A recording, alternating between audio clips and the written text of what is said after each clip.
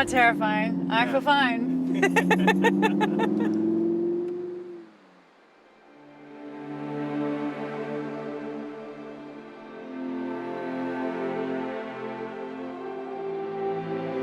As a kid, the token car, race car out there has always been the Lamborghini. I really didn't think I would ever get into a Lamborghini, but you know, a few years later, here it is.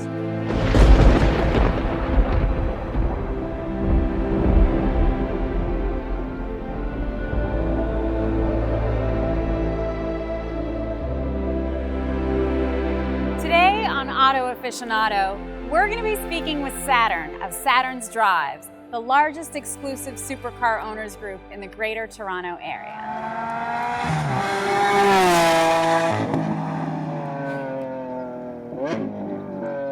I'm Saturn of Saturns Drives and Ace Spade Rally. We're a collective of exotic car owners, network and lifestyle group in the GTA.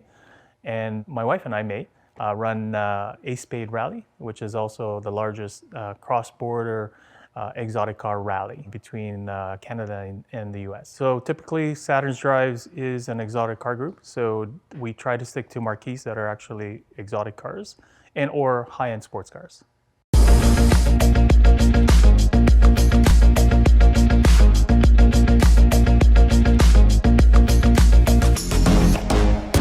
I drive Lamborghini Trofeo Stradale LP570-4. This is a numbered car, and there's about 150 cars made in the world. Only 3 of these actually made it to Canada. It is the road version of the race car that runs in the Blancpain series in Europe. So it's a race car spec car, 570 horsepower, 400 torque. Favorite thing about the car is the sound exhaust note coming out of this car.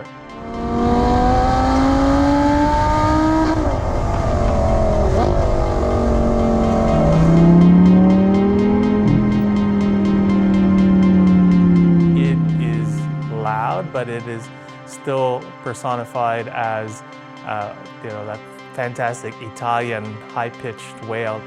It has a huge wing in the back, like the race car, where it provides 3 times the downforce. But the similarities don't end with the wing. Even the engine cover retains the quick-release levers from the race car, so instead of opening the regular way, as seen on earlier Gallardo models, this one detaches from the car completely. The race-derived V10 engine mounted in the Stradale version propels this limited edition Lambo to a top speed of 320 kilometers per hour. 0 to 100 takes just a mere 3.4 seconds, and the 200 km per hour mark is reached in only 10.4 seconds, all thanks to a power-to-weight ratio of 5.1 pounds per horsepower. This results in a curb weight just shy of 3,000 pounds and is achieved by using a significant amount of carbon fiber. The wing, engine cover, rear diffuser, mirrors, and side sills are all made from this strong, lightweight material. All that carbon fiber combined with the lightweight wheels help to shave over 150 pounds off the car's curb weight.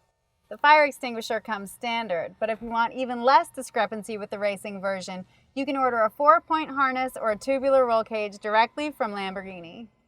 Some of the Lamborghini owners actually said they wanted a road car version of the race car, and this is what came out in the end.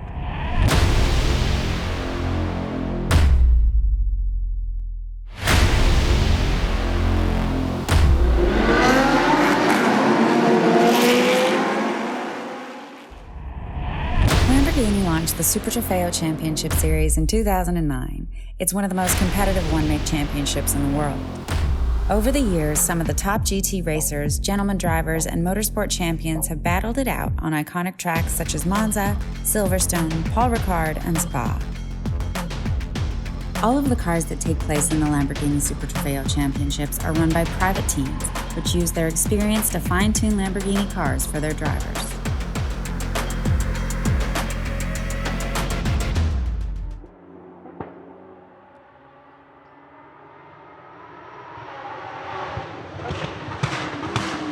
Super Trofeo was a sought-after car, and a lot of collectors actually were looking for that. So prior before this, I actually had a first-gen Gallardo, and looking at that model, I was saying, okay, I need to get a car that was a bit more unique, a little more different. And then when I was looking into researching, the Gallardo, Super Trofeo kind of came on my radar. A few years back, there was one of these guys that was actually from Michigan.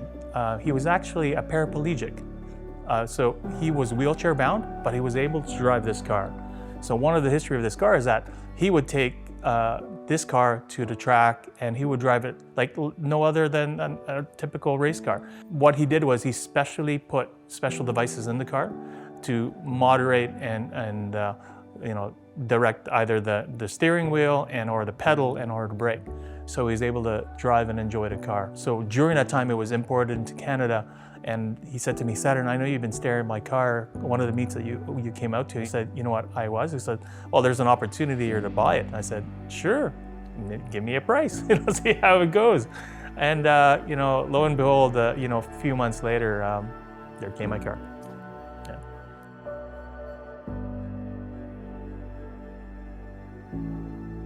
A lot of the Lambos actually are pretty low maintenance. If you update, or if you always get the oil changed, you get fluid changes in its interval.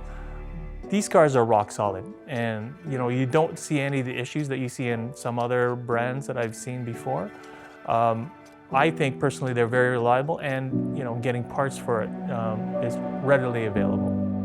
So Rosso Mars is the initial color under this wrap. So this actually was wrapped by Second Skin. And what we do during our rallies, because we put a lot, some mileage in the cars and go to different cities, with the wrap, it actually protects the whole car.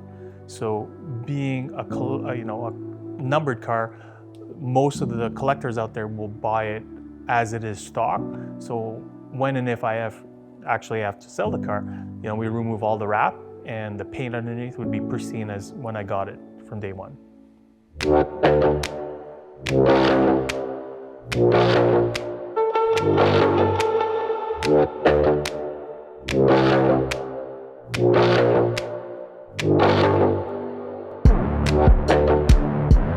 I actually did test drive other cars out there. There's the Lamborghini Huracan, which is the next model and newer to this. There's also the McLaren 570S. So I did a back-to-back trial and test drive for the cars. What I found that I enjoyed the most was actually a car that I could feel the ground, that has the peppiness, the kind of race car feel. You feel like you're connected to the car when you're driving the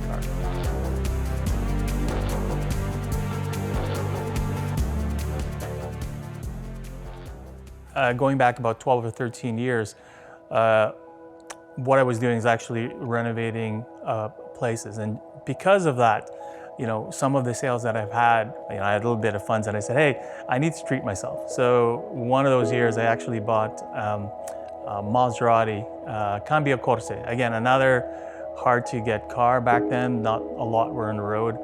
And what I did was, I started driving around this car, and I was saying to myself, why am I driving around here by myself? So why don't I join a group? So at that point in time, I joined actually the Ferrari Club, and they let the Maserati into the Ferrari Club. During that time, I was actually checking out some of the drives and cruises they run, and majority of all of those events or cruises were pretty much point A to B. And I said, hey, prior before this, I knew actually some of the fantastic roads in the greater Toronto area, but going to these places, you would see roads that are twisty and turny up and down in the middle of nowhere, like fantastic roads. I said, you know what, I'm gonna, do you guys mind? I'll set up a cruiser route for you guys, and we'll get all these guys to explore some of these fun roads. At that point in time, they were saying, well, why don't you try out and take out some of the guys in the group? So about 14 to 15 Ferraris came out to my cruises, and I took them to places in Caledon, places up at Hockley Valley, and they're saying, holy crap, Saturn, some of these roads that we've done, I've never done before. They told all their friends, hey, you have to come on Saturns Drive from last weekend, and that's how we built the Saturn Drive name. So I wanted to call it some exotic car driver cruise, but all the guys go, you know what, Saturn, for the last few months or the last few weeks, we've been just calling it Saturn's Drive, so just name it that. We have been organizing events throughout the GTA, some of them which are actually charitable events. We have over the years, we participated in the Yorkville Exotic Car Show. I think one year we brought from 40,000 attendants to 80,000 attendants. We have done Cars Care, where we have raised for the frontline individuals, the doctors and the nurses of Mount Sinai, and we raised, I think, a total of about 25,000 for that. Other events that we've done, Unionville Exotic Car Show, where our charity of choice is Hand Over Hand, and they do social programs for youths and kids that have disabilities. We did that for about 3 or 4 years. One of the new events that we're going to be possibly doing next year is the Stouffville Exotic Car Show, and we look forward to, again, creating a fantastic event that we can also partner up with the charity of choice. For more episodes of Auto Aficionado, make sure to like and subscribe, and let us know what you think in the comments. Until next time, stay tuned.